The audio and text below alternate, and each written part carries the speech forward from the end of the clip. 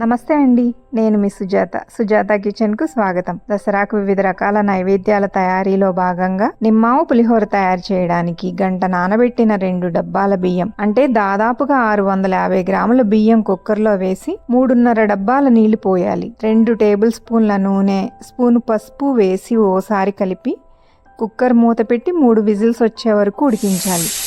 Cooker చల్లారాక అన్నాన్ని పెద్ద ప్లేట్లో వేసి ప్లేట్ అంతా పరిచి చిన్న కప్పు అంటే 100 గ్రాముల వేరుశనగ నూనె కానీ నువ్వు పప్పు నూనె కానీ అన్నంలో కలిపి చల్లారనివ్వాలి.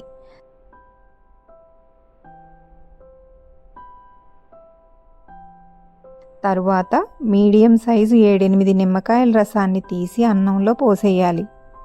దీనితో పాటు ఫైన్గా కట్ చేసిన పచ్చిమిర్చి, 2 క్యారెట్ల తురుము, 2 ఇంచుల అల్లం, స్పూను మెత్తగా మిక్సీ పట్టిన ఆవాల పొడి వేసి ఈ పదార్థాలన్నీ బాగా కలిసే వరకు కలపాలి. నిమ్మరసం కానీ ఆవపిండి కానీ అన్నం గోరువెచ్చగా అయ్యాక మాత్రమే వేయాలి.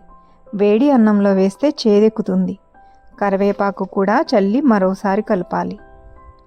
తిరగమూత కోసం గిన్నెను స్టవ్ పై ఉంచి 3 టేబుల్ స్పూన్ల నూనె, ఎక్కువగానే పోపు గింజలు, చారెడు వేరుశనగ గుళ్ళు వేసి కొంచెం ఎర్రబడే వరకు వేపి తరువాత 2 స్పూన్ల కొబ్బరి తురుము, 5-6 ఎండుమిరపకాయ ముక్కలు, ఇంగువ వేసి నిమిషం వేపి పులిహోరలో వేసి ఈవెన్గా కలిసే వరకు కలపాలి. చివరిగా కొత్తిమీర వేసి మరోసారి కలుపుకొని నైవేద్యం సమర్పయామి. ఈ దసరాకు వివిధ రకాల నైవేద్య ప్రసాదాల తయారీ మన ఛానల్లో ఫెస్టివల్ రెసిపీస్ అనే ప్లేలిస్ట్లో ఉన్నాయి. మీకే నైవేద్యం తయారీ బాగా నచ్చిందో కామెంట్ చేయండి.